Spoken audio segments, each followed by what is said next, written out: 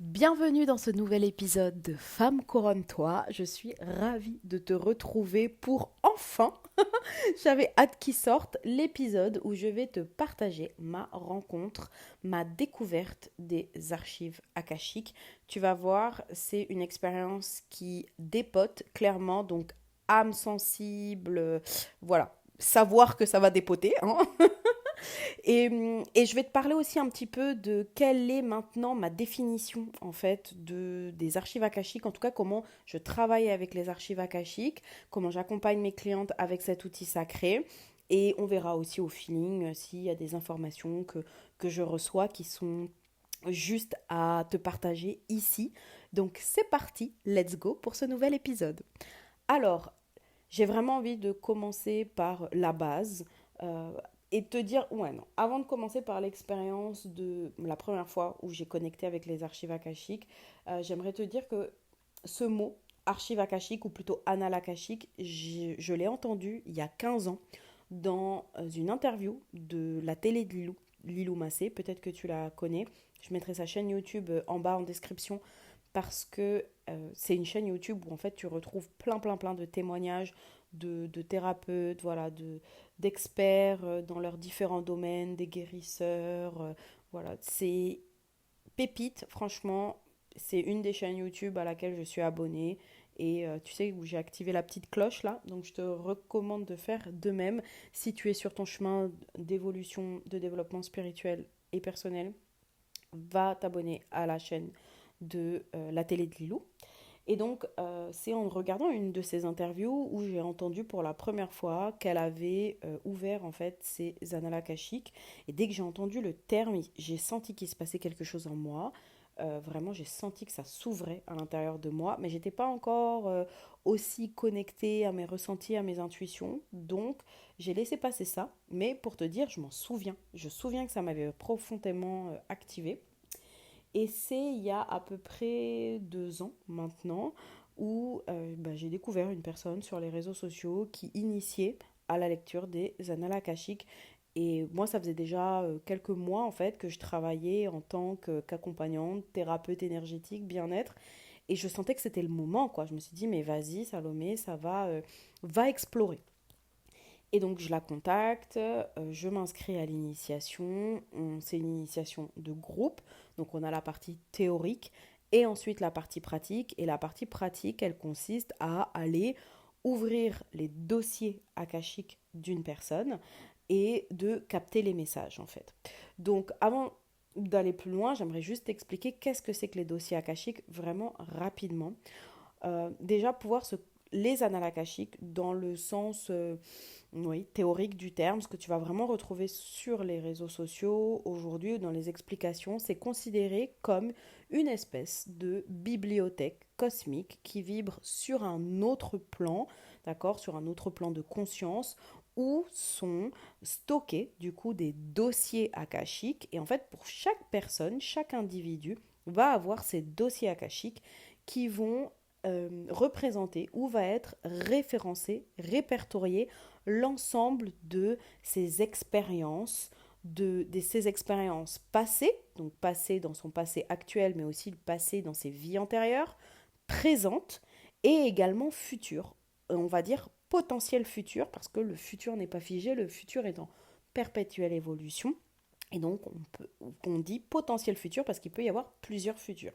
Et donc, quand on fait une lecture akashique à une personne, on se connecte grâce à un protocole pour demander la permission d'ouvrir ces dossiers akashiques. Et ensuite, on va pouvoir comme ça répondre à certaines questions pour avoir des réponses, des éclairages, des guidances sur ses problématiques, sur voilà, son chemin de vie pour lui permettre de traverser certains défis, certaines épreuves et vraiment obtenir en fait des clés d'épanouissement et d'ascension personnelle. Et donc, la première fois que j'ouvre les dossiers akashiques d'une personne, pendant la formation, et on avait tout simplement posé l'intention que je reçois un message pour la personne, pour son évolution, n'est-ce pas, personnelle. Et donc, je commence, je fais le protocole de connexion, et là, stupeur. Moi, je ne m'attendais pas à ça. euh, je suis envahie d'une vague de froid. Mais littéralement, je me mets à grelotter sur place sur mon canapé. Déjà, je me dis, ok, c'est bizarre, bon, il y a peut-être un courant d'air frais, je sais pas. Et là, au fur et à mesure, en fait, il faut savoir que je décris tout ce que je ressens à la personne, et notamment, c'est ce que je fais toujours en séance actuellement. Et là, je lui dis, j'ai vraiment les yeux qui me piquent, qui me brûlent, comme si j'avais des cristaux, en fait, de gel qui me piquaient les yeux, quoi. Et après avoir eu cette sensation d'œil fermé, que je ne pouvais pas ouvrir les yeux parce qu'ils étaient comme gelés, j'ai une vision un peu plus haute. Et donc là, j'arrive à apercevoir en fait une silhouette d'homme, mais vraiment en mode homme de Cro-Magnon, quoi, très large, enveloppé de peau de bête comme ça. Et je me rends compte en fait que cet homme, il est mort, qu'il est littéralement mort, congelé. Donc déjà, je commence un peu à paniquer en mode c'est quoi cette vision chelou. Voilà, moi j'ai pas trop envie de voir ça, mais je continue l'exploration. Et là, j'ai une vision encore un peu plus d'ensemble où je vois que c'est très très sombre, que je me rends compte en fait que c'est comme si j'étais dans une grotte et que dans cette grotte, en fait, il y a plein de personnes autour de moi et que toutes ces personnes, donc il y a des femmes, des hommes, des enfants, en fait, ils sont tous morts et ils sont tous morts congelés. Donc là, je suis un peu prise de panique, en mode, mais moi j'ai pas du tout envie de voir ça. C'est quoi ce délire? Ça fait peur, j'aime pas ce que je vois et tout. Et la personne, elle m'encourage à continuer et à aller recevoir les messages de cette vision. Donc je continue à explorer, je demande qu'est-ce que j'ai à comprendre en fait ici. Et là, je suis envahie d'une vague de tristesse. Mais vraiment, je me sens triste, je me sens honteuse. Et pareil, je continue à demander qu'est-ce que je dois comprendre de ça. Et là, je ressens que cet homme, que le premier homme que j'ai vu, qui est en fait une des vies antérieures de la personne à qui je suis en train de consulter les dossiers akashiques, que cet homme, il est le chef de cette tribu et que toute cette tribu, en fait, elle est morte parce que il était face à un choix, un dilemme. Soit il devait faire le choix de conduire sa tribu, entre guillemets, vers de nouveaux territoires, de nouveaux pâturages. D'ailleurs, il avait envoyé un éclaireur pour voir si le chemin était possible, et cet éclaireur n'est jamais revenu, ou alors de rester dans ce lieu fixe, et d'attendre, en fait, tout simplement. Et il a fait le choix d'attendre, sauf que ils ont été pris par le froid et qu'ils sont tous morts, gelés, congelés. Voilà, toute la tribu, les femmes, les enfants, tout le monde, quoi. Et donc, en fait, ce chef de tribu, il est mort avec un profond sentiment de tristesse et un sentiment d'incapacité à être capable de l'idée, de diriger, de guider sa tribu, en fait. Et, et à ce moment-là, je suis toujours dans ce sentiment de tristesse profonde où je me dis, mais encore une fois, qu'est-ce que j'ai à comprendre? Je ne comprends pas quel est le message, en fait. Quel est c'est quoi, en fait, la clé? Enfin, voilà, moi, je ne vais pas laisser la personne à qui je consulte les dossiers comme ça. Et au moment où je me pose la question, mais c'est qu'est-ce que j'ai à comprendre? J'ai une espèce de, comme une étincelle. Vous savez, comme quand on reçoit, comme il y a une goutte qui se dépose et ensuite qui se diffuse et qui se répand. Et en fait, c'est comme si j'avais reçu une goutte d'amour et qui venait me réchauffer et se diffuser dans tout mon corps. Je me rappellerai de cette sensation, je pense, toute ma vie. Et là, j'ai entendu cette voix. Et cette voix qui m'a dit, tu as fait le meilleur choix, tu leur as offert leur plus belle mort. Alors là, moi, je suis un peu stoïque, un peu statique. Je me dis, mais qu'est-ce que ça veut dire? Et en fait, on me montre une image que si, en fait, ce chef de tribu, il avait pris la décision de quitter le lieu où ils étaient et de les conduire sur d'autres territoires, ils auraient vécu tellement d'embûches, tellement de souffrances atroces, que là, le fait d'avoir pris cette décision de rester ici sur ce territoire, il leur a offert la plus belle mort, la mort déjà de pouvoir partir tous ensemble, tous connectés, et de tous s'endormir ensemble. Et là, c'était vraiment comme si je venais d'accéder à une clé de compréhension, à une clé de libération que, en fait, il n'avait pas mal lidé son peuple, bien au contraire. Il avait pris la meilleure décision en tant que chef de tribu et qu'il leur avait offert leur plus belle mort. Et donc la séance, elle s'est terminée comme ça. Euh, Moi, j'étais vraiment très... déjà, j'étais très surprise de tout ça, d'avoir vu tout ça dans les détails, etc. Mais surtout, je me demandais comment ça fait écho à la personne à qui je suis en train de raconter tout ça, quoi. Parce que moi, c'est une histoire digne d'un film de science-fiction. Mais en gros, c'est quoi elle, pour elle, le lien, en fait, comment ça fait écho pour elle. Et en fait, cette personne, elle me dit quoi? Elle me dit, tu sais, elle était donc dans l'accompagnement, etc. Elle avait déjà beaucoup de succès, mais ça faisait un certain temps, en fait, que cette personne, elle voulait lancer des accompagnements de groupe et qu'elle n'arrivait pas à lancer ces accompagnements de groupe. Et quand elle m'a dit ça, je me suis dit, ah ouais, d'accord, je comprends le lien. Et vous allez sûrement vous poser la question, au final, est-ce qu'elle les a lancés, ces accompagnements de groupe? Et oui, plusieurs mois après, quelques semaines après, je dirais, elle a pu lancer ses premiers accompagnements et aujourd'hui, elle fait des accompagnements de groupe qui ont beaucoup, beaucoup de succès. Alors, est-ce que c'est en lien avec la lecture akashique? J'aurais tendance à dire oui. Je pense pas que, parce que souvent dans les lectures akashiques, ce que je me rends compte aujourd'hui avec l'expérience, c'est qu'il y a beaucoup de confirmation, c'est-à-dire que vous êtes déjà sur un chemin d'évolution et qu'en fait, c'est comme si on vous donnait les dernières clés, en fait, les derniers centimètres, les derniers millimètres, les dernières pièces du puzzle pour que ça s'emboîte et que vous puissiez soit passer à l'action ou que ça se délie, en fait. Voilà, que la porte, elle s'ouvre. Et donc voilà, je pense que je me souviendrai vraiment de cette expérience toute ma vie, cette première lecture, parce que ça m'a profondément bouleversée et que au fur et à mesure en fait que j'ai commencé à utiliser cet outil sacré des archives akashiques, des annales akashiques. D'ailleurs, je suis revenue vers ma formatrice un jour qui m'a dit, mais tu sais Salomé, j'ai vraiment la sensation que tu es comme un poisson dans l'eau, que c'est vraiment ton univers en fait, que c'est vraiment ton environnement. Et du coup, ça m'a fait penser à cette première connexion, le fait de l'avoir entendu la première fois et comment ça m'avait activé, comment c'était venu résonner en moi, le fait d'entendre Anal Akashique, et tout prenait son sens en fait. Encore une fois, comme une pièce de puzzle qui venait sceller cette image dont je n'avais pas encore conscience, mais en fait qui fait pleinement partie de moi, de mon expérience aussi, de ce que je suis capable d'apporter au monde et comment je suis venue servir ce monde. Et j'ai envie de te partager aussi une expérience que j'ai eue avec les archives akashiques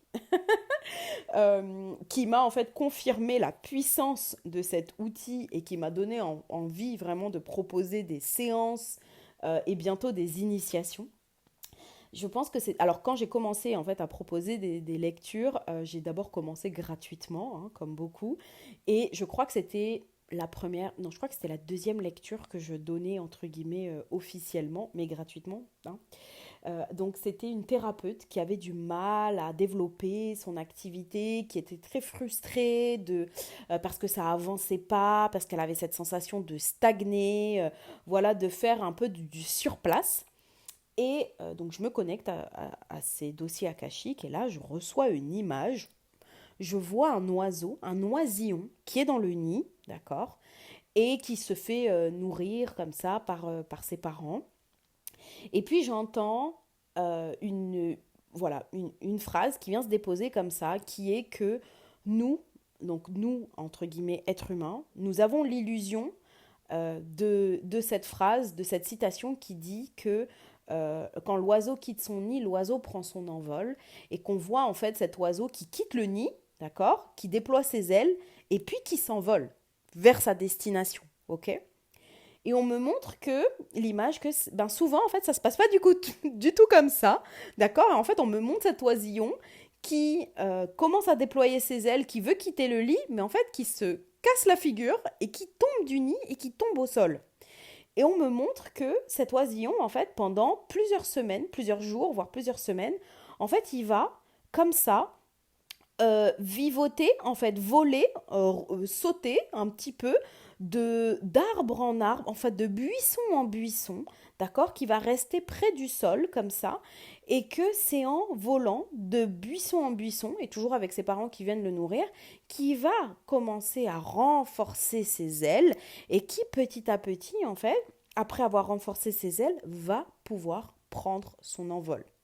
Et on me montrait que c'était exactement la même chose au niveau du business de cette personne, qu'elle avait en fait cette idée de ça y est, je me suis lancée dans le business, j'ai fait mes formations, j'ai de la connaissance au niveau de la spiritualité, etc. Voilà. Donc je suis prête à prendre mon envol et je suis censée m'envoler. Mais qu'en fait, ça se passe pas comme ça, que du coup, cette personne, en fait, elle s'est heurtée à plusieurs défis, d'accord, qui étaient censés, en fait, la faire rebondir et lui permettre de renforcer ses ailes pour après pouvoir prendre son envol pleinement dans ses accompagnements. Mais que cette période où un petit peu de défi, où elle est vulnérable, d'accord, parce que quand l'oisillon tombe au sol, on est d'accord qu'il est plus proche des dangers, des prédateurs, que quand il est dans le nid, donc il est beaucoup plus vulnérable, mais que cette période de vulnérabilité, en fait, va lui permettre de renforcer, était là pour renforcer ses ailes, pour qu'elle puisse prendre son envol au niveau de son entreprise. Et donc elle me dit que oui, plus ou moins, ça lui parle, d'accord, et elle me remercie pour cette séance. Moi, je suis assez étonnée en fait de cette image. En même temps, je trouve ça assez poétique, je trouve ça assez beau, et je me dis, ok, bon, c'est comme ça que les plans de lumière communiquent, parce que c'est vrai que, et là je le confirme aujourd'hui, quand je me connecte aux archives akashiques et que je reçois des guidances, des messages, les guides, en tout cas, la manière dont je reçois les informations passe souvent par des symboles. C'est très rarement du tac au tac des mots. Alors oui aussi, attention, je me corrige, oui aussi, très souvent, je vais entendre des phrases qu'il faut que je donne justement tel quel sans interpréter les mots. D'ailleurs, ça m'est encore arrivé aujourd'hui en lecture akashique, ça a été hyper puissant.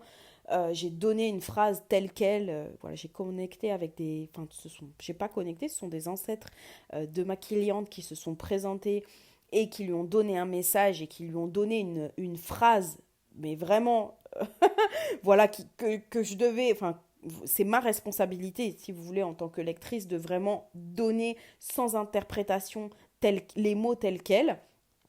Et par la suite, elle m'a dit, mais Salomé, c'est incroyable, parce qu'en fait, j'ai une personne proche je vais le dire là, hein, en toute intimité, mais vraiment en toute anonymité, anonymement.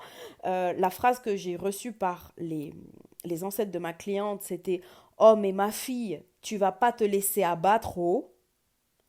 Et elle me dit, Salomé, ma mère m'a envoyé cette phrase 48 heures avant. Texto, elle me l'a relit et ça a été dit comme ça. Mais vraiment pareil. Et là, en fait, on se retrouve face à quoi? Là, je vous partage vraiment l'envers d'une séance. On se retrouve face à une confirmation. Et très souvent, en fait, dans les lectures akashiques, on va être face à des confirmations. C'est-à-dire que vous allez avoir des mots, des phrases, des situations, des images qui vont venir vous confirmer des choses que vous avez déjà vues ou que vous avez déjà entendues, soit dans votre passé lointain, soit dans votre passé proche, mais en tout cas, ça va venir faire résonance. Ça va venir vous interpeller. Vous allez sentir qu'il y a quelque chose qui se passe au niveau de votre corps qui va s'activer. Et là, en fait, ce sont souvent des confirmations des mondes subtils, des mondes célestes, qui viennent soit vous dire, mais en fait, vous êtes sur le bon chemin, ou voilà ce qu'il faut faire, etc.